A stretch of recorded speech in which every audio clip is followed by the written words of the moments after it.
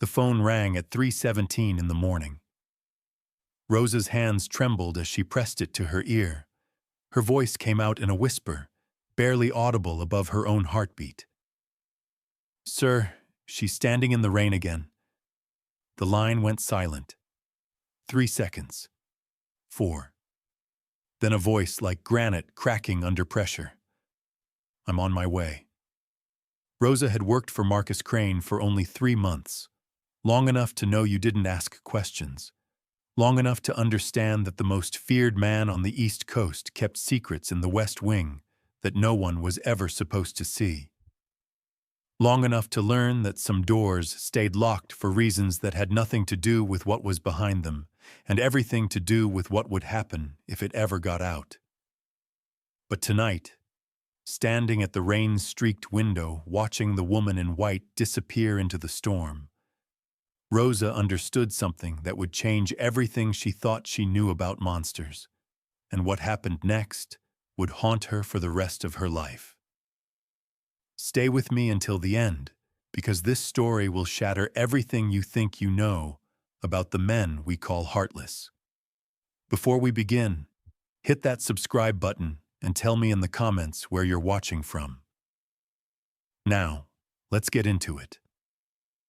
It was a Tuesday night in Manhattan, and the rain hadn't stopped for 3 days.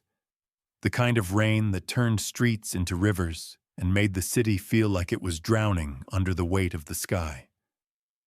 But inside the Crane estate in Westchester, the world outside might as well have not existed.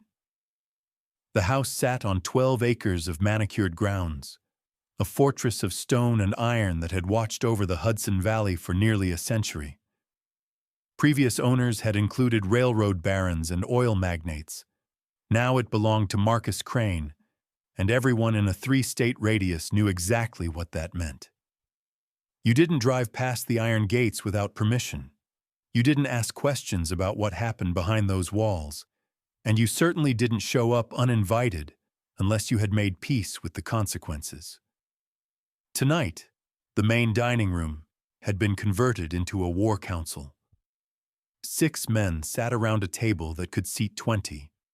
Their faces illuminated by crystal chandeliers that threw fractured light across expressions carved from stone. These weren't ordinary businessmen conducting ordinary business. These were the heads of 5 families who had carved up the eastern seaboard between them. Men whose handshakes sealed fates and whose displeasure ended bloodlines. And at the head of the table, commanding the room without saying a word, sat Marcus Crane. At 54, he was what the old-timers called a mountain of a man. 6'4", shoulders that filled doorways, hands that looked like they could crush stone. Silver threaded through his dark hair at the temples, the only visible concession to age. His eyes were the color of winter ice, and they missed nothing. Every shift in posture, every nervous glance, every drop of sweat on a forehead that shouldn't have been sweating. He cataloged it all with the precision of a predator who had survived this long by knowing exactly when prey was about to run. They called him the surgeon in whispered conversations. Not because he used a blade, but because of how he operated. Methodical, precise. Without a single wasted movement or unnecessary flourish, he removed problems the way a doctor removed tumors, cleanly and completely, leaving no trace of the disease behind. In Marcus Crane's world, there were rules. You conducted business with respect. You honored agreements once made. You never, ever showed weakness. And you understood that his word was law, his decisions final, his mercy non-existent. The meeting had been called to address a territory dispute that threatened to spiral into something far more costly. The Morellis wanted a larger piece of the shipping routes through Newark. The Castellanos were pushing back. Words had been exchanged. Threats had been made. And now everyone sat at Marcus Crane's table, because when things got this close to war, there was only one man whose judgment no one questioned. The conversation flowed in low, measured tones. Numbers were presented. Territories were mapped. Compromises were offered and rejected with the careful precision of chess masters who knew that one wrong move could cost them everything. This was how business was done at this level. Quiet, controlled, without emotion clouding judgment. Marcus listened more than he spoke. When he did speak, the room fell silent. His voice carried the weight of 30 years building an empire that stretched from Boston to Baltimore, and every man at that table owed him something. Money, protection, their lives. Some owed him all three. No one in that room would have believed that Marcus Crane had a weakness. No one would have guessed that the man who showed mercy to no one had spent the last 15 years living for something other than power and territory and fear. No one knew about the West Wing. But then something happened that would crack the carefully constructed mask Marcus had worn for 15 years. His phone buzzed in his pocket. A private line, a number that only 3 people in the world possessed. The room fell silent as Marcus pulled out the phone and looked at the screen. Every eye watched as the most powerful man on the eastern seaboard did something unprecedented. He answered. The conversation lasted 11 seconds. Rosa's voice, barely audible, trembling with something that sounded like fear. "Sir, she's standing in the rain again." Marcus's response. 2 words that carried the weight of 1,000 sleepless nights. "I'm on my way." He ended the call, and then Marcus Crane did something that no one in that room had ever seen, something that would be whispered about in back rooms and private clubs for years to come. He stood up. "Gentlemen."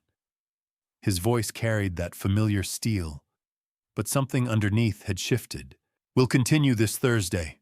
Same time. My people will be in touch." Carmine Morelli, 73 years old, patriarch of a family that had controlled Jersey City since before Marcus was born, leaned forward. "Marcus, we're in the middle of something here. This can't wait. It can, and it will." The words carried just enough edge to remind everyone that despite the unusual circumstances, they were still in Marcus Crane's house. Questions died on lips. Objections evaporated before they could form. Whatever had just happened, whatever that phone call meant, no one was foolish enough to push. Tony Bianchi, Marcus's head of security for the past 18 years, fell into step beside him as he strode toward the door. "Boss, what's happening?" "I'll get the car. I'll come with you." "Stay here. Make sure they leave without incident." Tony hesitated. In all his years working for Marcus, he had never seen his boss walk out of a meeting.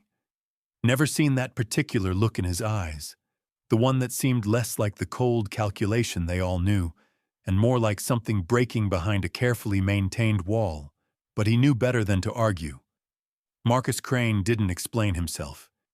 He didn't justify his decisions, and he certainly didn't repeat instructions. The black Mercedes was waiting under the portico, rain hammering against its roof like fists demanding entry. Marcus slid behind the wheel himself, something he rarely did anymore, and pulled out before the door had fully closed.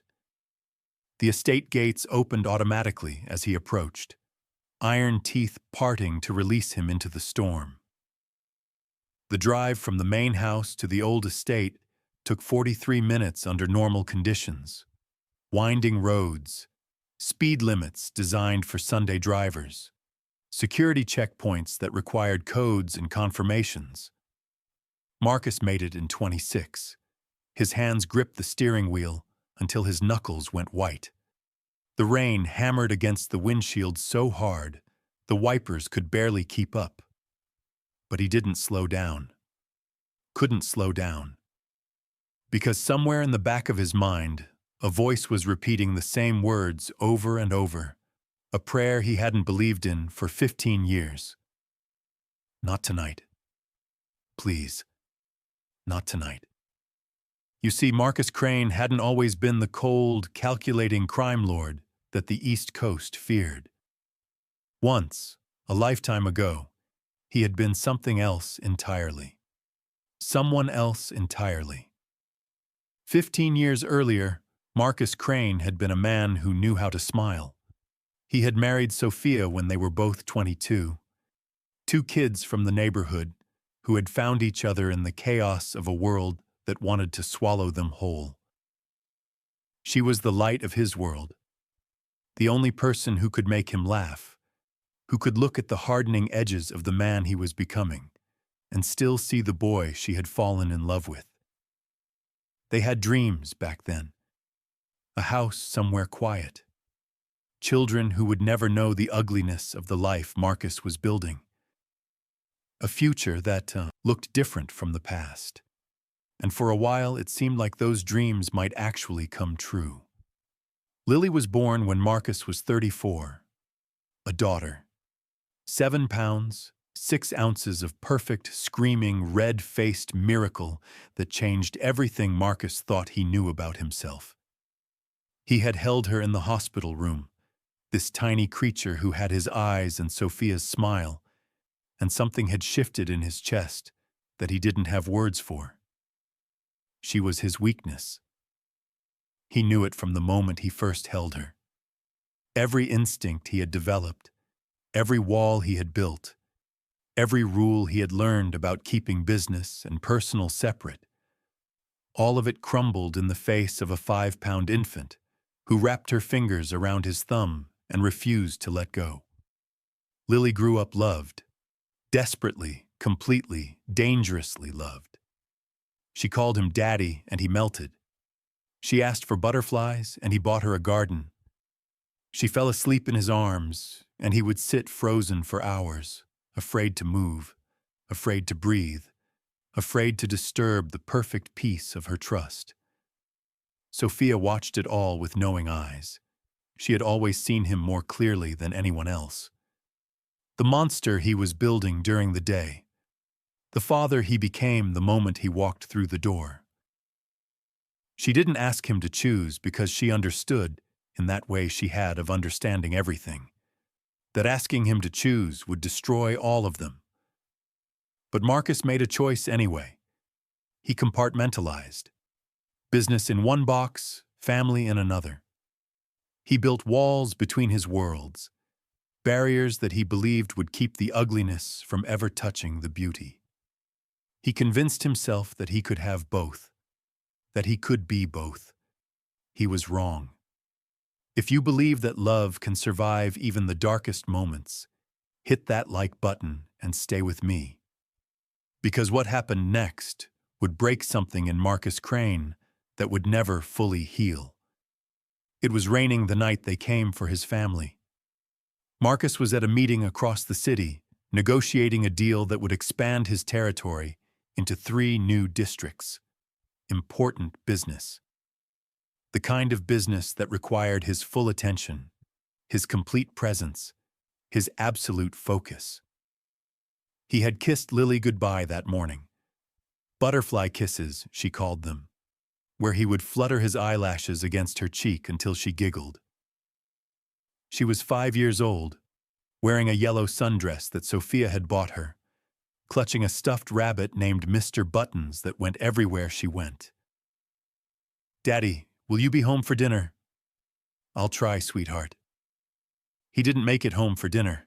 The Kovacs family had been watching the Cranes for months, studying their routines, learning their patterns, waiting for exactly the right moment to send a message that would echo through the underworld for decades. They didn't come for Marcus directly. That would have been too easy, too expected, too likely to fail. Instead, they went after the one thing they knew would destroy him, more completely than any bullet or bomb ever could. They went after Lily. The security team found the first body at the front gate, 2 more in the hallway. These were men who had sworn to protect the Crane family with their lives, and they had done exactly that, buying precious minutes that ultimately meant nothing. Sophia and Lily were in the nursery when they came, a room filled with butterflies painted on the walls, with picture books and stuffed animals and all the softness that Marcus had tried to preserve in a world made of sharp edges. What happened next? Marcus pieced together from crime scene reports and the broken fragments that Sophia could sometimes whisper on her clearest days. The Kovacs men made Sophia watch. They wanted her to see. They wanted her to understand that this was what happened when you loved someone in Marcus Crane's world. They wanted her to carry that message, scarred into her mind forever. Lily died in her mother's arms, wearing a yellow sundress, clutching Mr. Buttons with fingers that slowly stopped moving. And something in Sophia shattered that could never be put back together. When Marcus arrived, the police were already there. Lights flashing, radios crackling, men in uniforms walking through his home like they had any right to be there, like their presence could do anything to fix what had been broken. He found Sophia in the garden behind the house. It was raining, just like tonight. She was sitting in the mud, still holding Lily, rocking back and forth, humming a lullaby to a child who would never hear music again. The sound that came out of Marcus Crane was not human. It was something older, something darker, something that had no name in any language.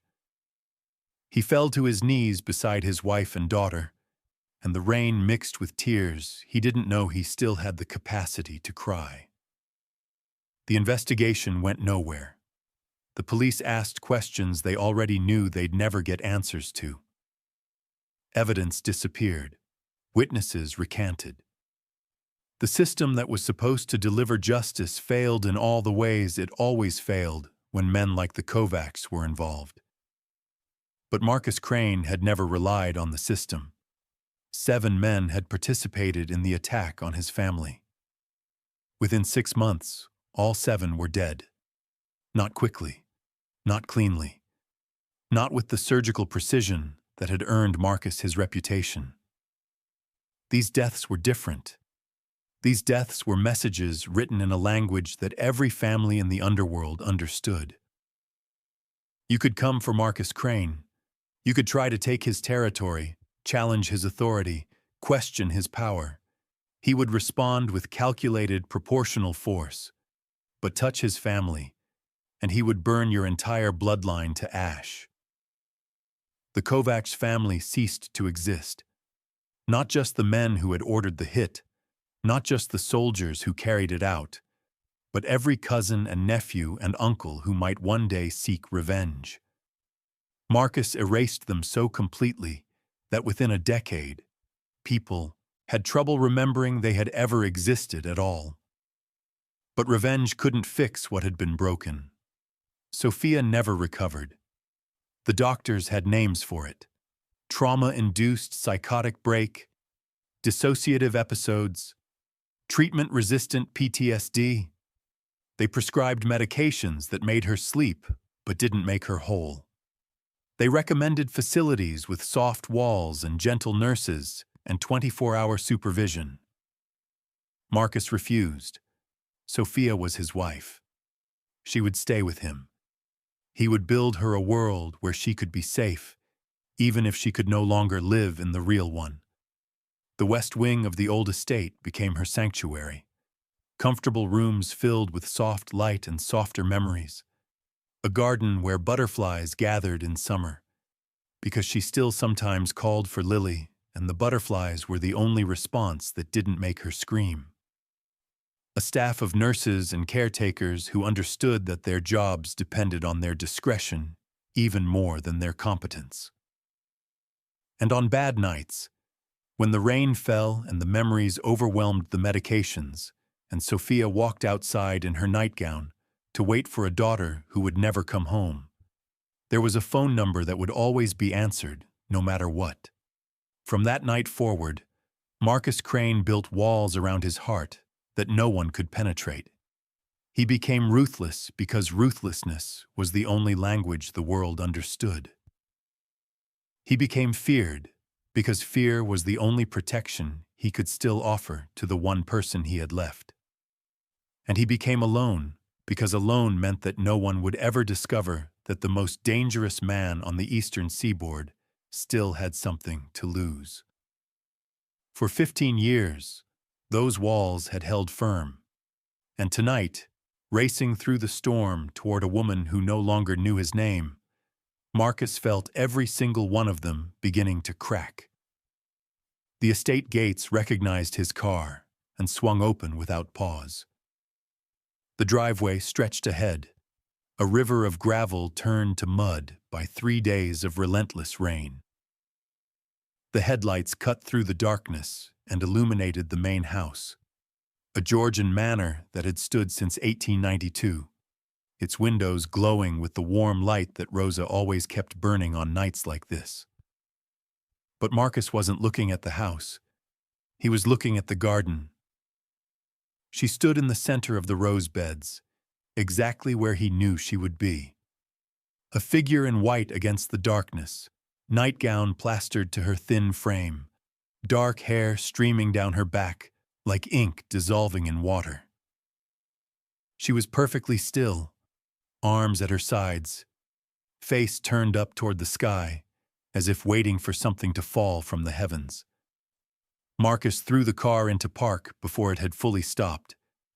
The door was open before the engine died, and then he was running, expensive shoes sinking into the mud, rain hammering against his face, 15 years of composure stripped away with every step. Sophia. She didn't turn. She never turned anymore. She was somewhere else. Somewhen else, locked in a moment that had ended 15 years ago, but had never stopped playing behind her eyes. Lily? Her voice was soft, almost lost in the storm. Lily, sweetheart, it's raining. Come inside. Marcus stopped 3 feet away. His chest was heaving, but not from the run. Close enough to reach her. Not close enough to shatter the fragile reality she had constructed to survive. God, she was beautiful. Even now, even like this, with shadows under her eyes and bones showing through skin that had forgotten what sunlight felt like. She was the girl he had married at 22, frozen in amber, preserved in tragedy, waiting for a daughter who would never answer her call. Sophia, it's Marcus. I'm here. She's playing in the garden. Sophia's voice carried that dreamy quality it always had during episodes, present but not present, seeing things that existed only in the broken mirrors of her mind. She loves the butterflies. Have you seen the butterflies, Marcus? Something cracked in his chest, something that had been held together with willpower and rage and the desperate need to stay strong enough to protect what remained of his world. I've seen them. His voice broke. They're beautiful. She'll catch cold if she stays out too long. The way Sophia said it, with such perfect maternal concern, such complete belief in a reality that had died 15 years ago. And then Marcus Crane, the most feared man on the eastern seaboard, the surgeon, the monster that parents used to frighten children who didn't behave, fell to his knees in the mud and wept. Great, heaving sobs that he hadn't allowed himself in 15 years. Tears that mixed with rain until he couldn't tell where one ended and the other began. All the grief he had buried under revenge and empire building and walls that were supposed to keep this moment from ever happening. All of it flooding out at once until he thought he might drown in it. He reached for her hand. Her fingers were cold, so cold, and she didn't grip back the way she used to. But she didn't pull away either. She let him hold her while she watched the empty garden for a ghost that would never appear. I'm sorry. The words came out broken, inadequate, meaningless in the face of everything they had lost. I'm so sorry I wasn't there. I'm sorry I couldn't protect her. I'm sorry I couldn't protect you." Sophia didn't answer. She was humming now, soft and sweet, the same lullaby she had sung to Lily every night. The same lullaby she had been singing when Marcus found her 15 years ago, with their daughter's body in her arms. Rosa watched from the window, tears streaming down her face. In 3 months of working for Marcus Crane, she thought she understood who he was. The cold instructions, the distant presence, the eyes that looked through people rather than at them. She had accepted the job because the money was good, and she didn't ask questions, and she knew how to make herself invisible in houses where invisibility was survival. But this wasn't a monster kneeling in the rain. This was a man who had been dying for 15 years and had simply refused to stop breathing. She didn't know how long she watched. Long enough for her tea to go cold. Long enough for the rain to ease from hammering to steady to gentle mist. Long enough for Marcus to finally, carefully, lift Sophia from her feet and carry her back toward the house. Rosa had the door open before he reached it. Towels ready, warm clothes laid out. The routine she had learned from the night nurses who handled most of the episodes. The protocol that she had memorized without understanding why it mattered so much. Now she understood. Marcus carried his wife past Rosa without speaking. His face was ravaged, 10 years older than it had been 3 hours ago, but his hands were gentle in a way that seemed impossible for a man his size. He held Sophia like she was made of glass, like she was the most precious thing in a world that had taken everything else. Rosa followed at a distance, unsure of her place, unsure if she should disappear or offer help or pretend she hadn't seen any of this. It was Marcus who spoke first. After Sophia was settled in the bedroom, dry and warm and already drifting into the medicated sleep that was sometimes the only peace she found. "She was my wife." Rosa stopped in the doorway. Marcus stood by the window, his back to her, still wearing the rain-soaked suit that probably cost more than Rosa made in a month. She corrected quietly. "Is your wife." He turned. And something in his expression, some mixture of surprise and vulnerability and desperate hope, made Rosa want to look away but refuse to let herself. 15 years, Marcus said. 15 years I've kept her hidden, protected, safe from everyone who would use her against me, everyone who would see her as weakness, everyone who would look at what I've done to survive and think that anything could hurt me worse than what's already happened. Rosa didn't know what to say, so she said nothing. Sometimes silence was the only gift you could offer. Every rain, Marcus continued, every storm. She goes outside and waits for our daughter to come home. His voice cracked again, but he forced the words out anyway. Lily was 5 when they killed her. Sophia was holding her when it happened, and part of her never left that moment. Part of her is still there in the garden, waiting for a little girl in a yellow sundress to come running through the butterflies. "I'm so sorry," Rosa whispered. "Don't be sorry." Marcus turned back to the window. "Be discreet. What you've seen tonight, no one else can ever know." "I understand. Do you?" There was something fierce in his voice now, the monster peeking through the grief. "Because my wife's existence is the one vulnerability I have left. And if anyone found out, if anyone tried to use her against me, they won't."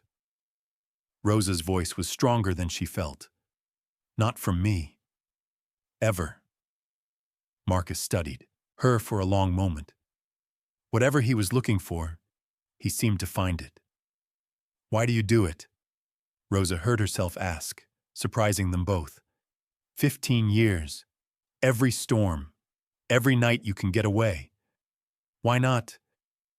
The question trailed off because she realized there was no good way to finish it. Why not let her go? Why not move on?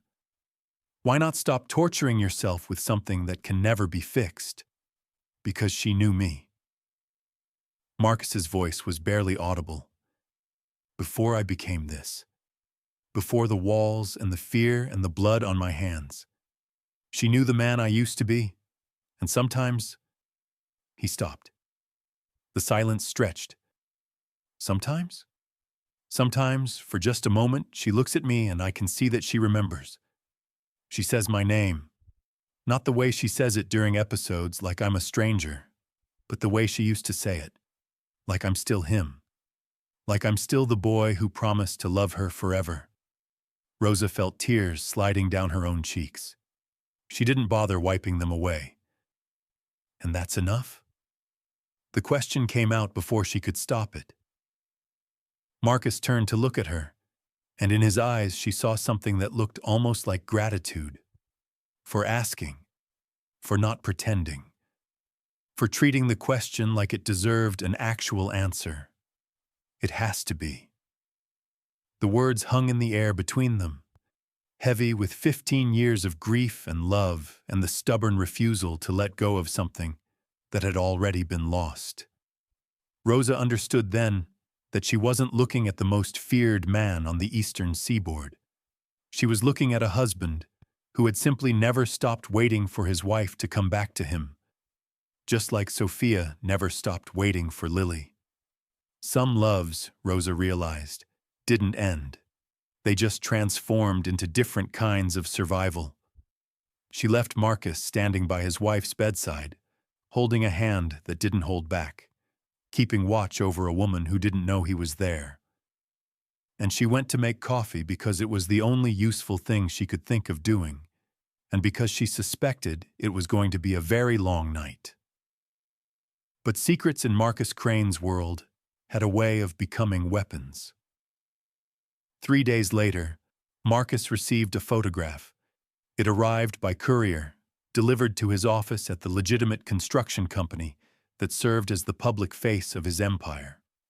No return address. No accompanying note.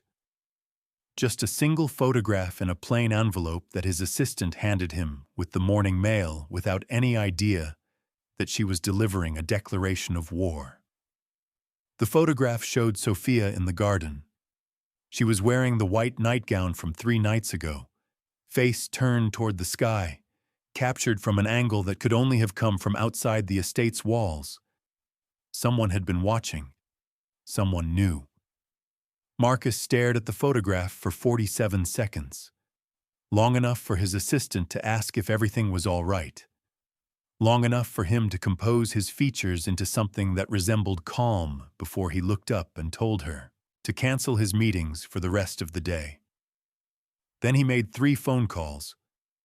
The first was to Tony, instructing him to double the security at the estate immediately and to trust no one who hadn't been vetted personally in the last 6 months.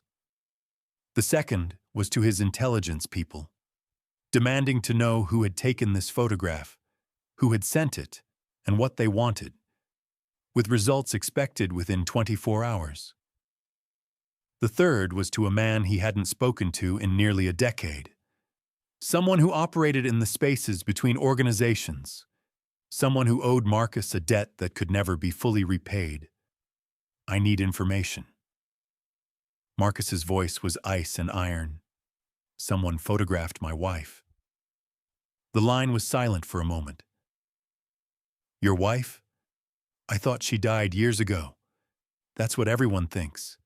Everyone thinks wrong. And whoever took this picture is going to learn exactly how wrong they were.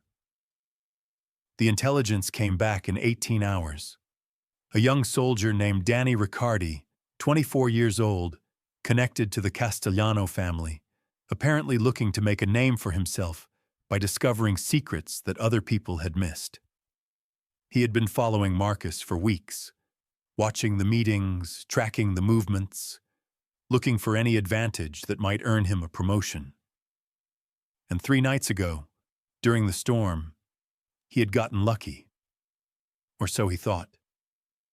Marcus found Danny at a social club in Queens, playing cards with three other young men who thought their association with the Castellanos made them untouchable.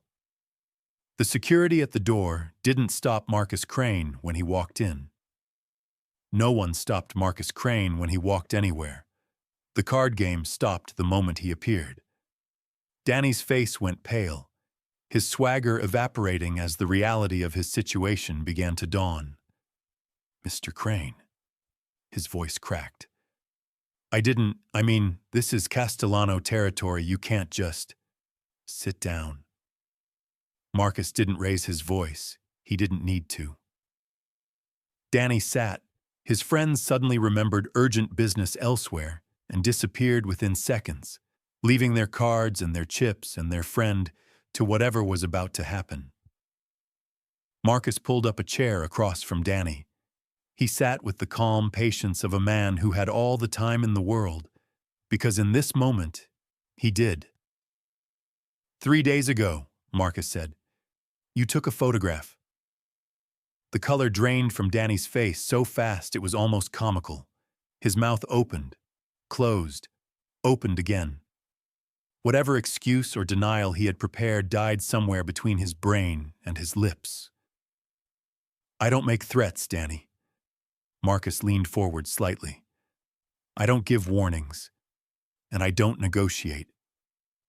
It was just, I didn't know she was. I thought maybe it was leverage, something I could..."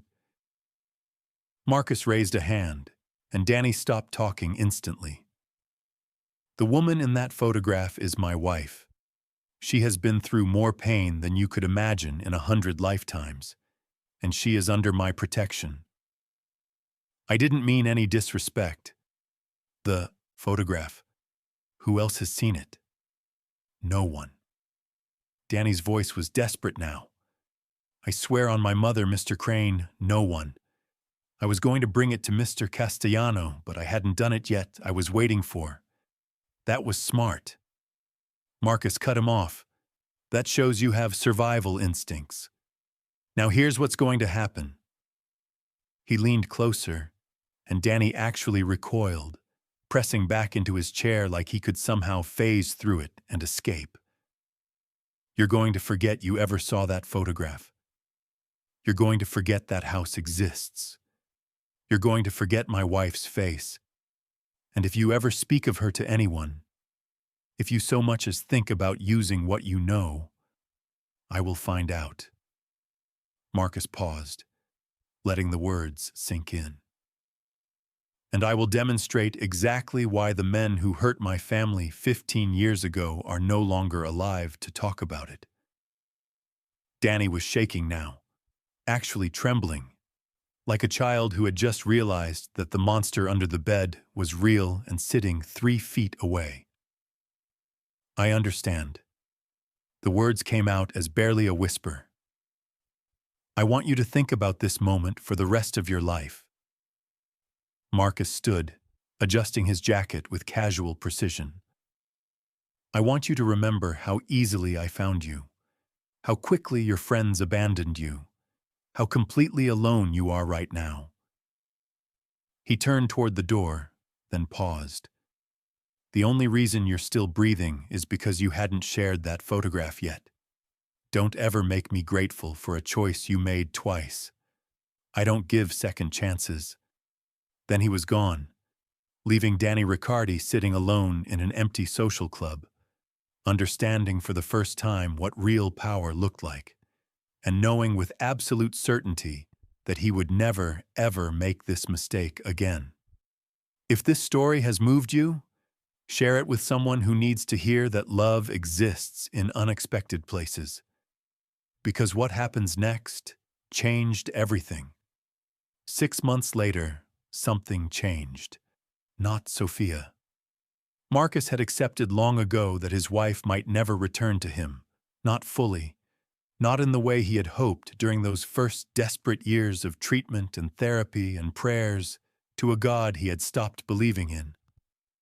But something changed anyway. Rosa stayed. When her 3-month contract ended, she asked to sign on permanently. When Marcus asked why, she gave him an answer he hadn't expected. Because everyone deserves to have someone who understands. She became more than a nurse, more than a staff member. She became a witness, a keeper of the secret. Someone who knew the truth about Marcus Crane and didn't look at him with fear or pity or the calculated respect of people who wanted something from him. She looked at him like he was human. Other staff members came and went, carefully vetted, thoroughly compensated, sworn to secrecy. But Rosa remained constant, learning Sophia's moods and needs, recognizing the signs of an approaching episode, understanding when to call and when to wait. The West Wing became less of a prison and more of a home. Rosa brought flowers from the garden, real butterflies in glass cases that Sophia would stare at for hours with something that almost looked like peace.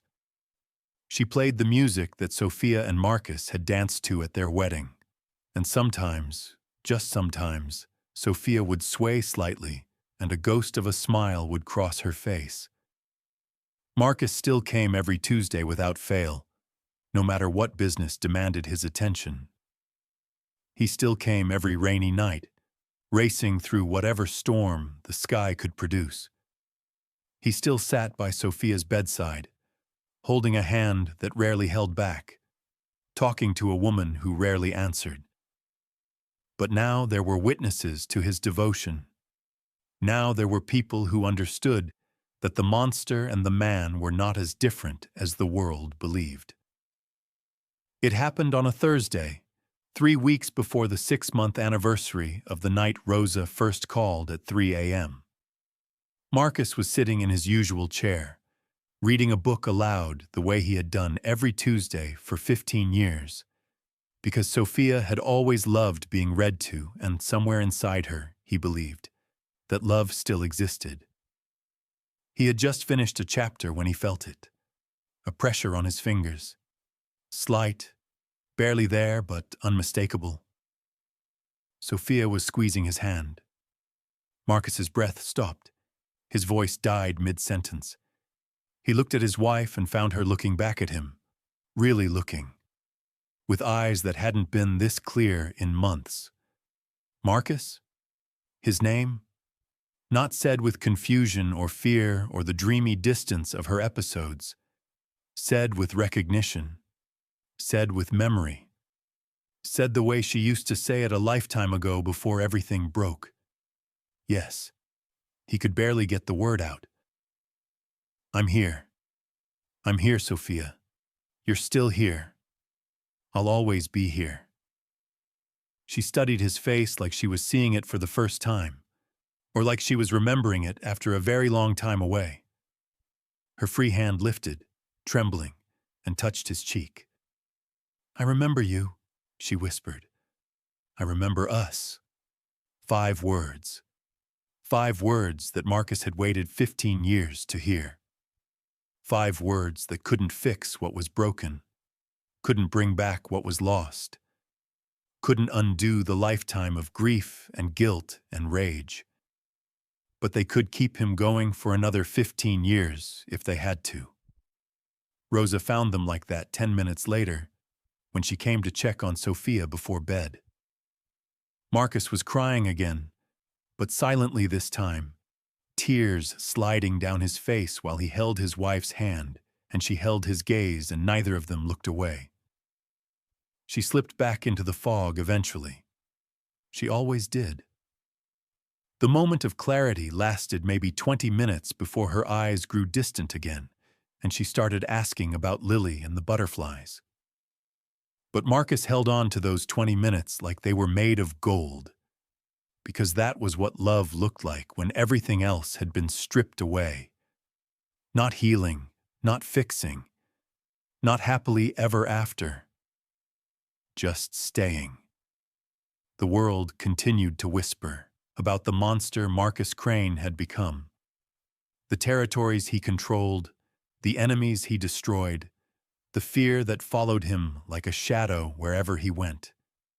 They told stories about his coldness, his precision, his complete lack of mercy. But Rosa knew the truth that all of them had missed. Marcus Crane hadn't become a monster to hurt people. He had become one to protect the only thing that still mattered. And every Tuesday, every rainy night, every moment he could steal from the empire of fear he had built, he returned to a quiet room in the West Wing where love had survived, despite everything the world had done to destroy it. Sophia would never fully come back. They both knew that now. The damage was too deep, the trauma too complete, the moments of clarity too rare and too brief to build a normal life around. But Marcus didn't need normal. He just needed her hand in his, her voice saying his name, the knowledge that somewhere inside the broken fortress of her mind, she still remembered the boy who had promised to love her forever. And sometimes, when the rain fell and she went to the garden to wait for Lily, he would go with her. Stand beside her in the storm, hold her hand while she called for their daughter. Because if she couldn't stop waiting, neither would he. Thanks for staying until the end. If this story moved you, subscribe for more stories that prove love exists in the places we least expect it. Sometimes the strongest men aren't the ones who never break. They're the ones who break completely and still find a reason to keep standing. Not for power, not for revenge, not for the empire built on fear and blood, but for the woman in white who waits in the rain for a little girl who will never come home. And for the 20 minutes, scattered across 15 years, when she remembered that she wasn't waiting alone.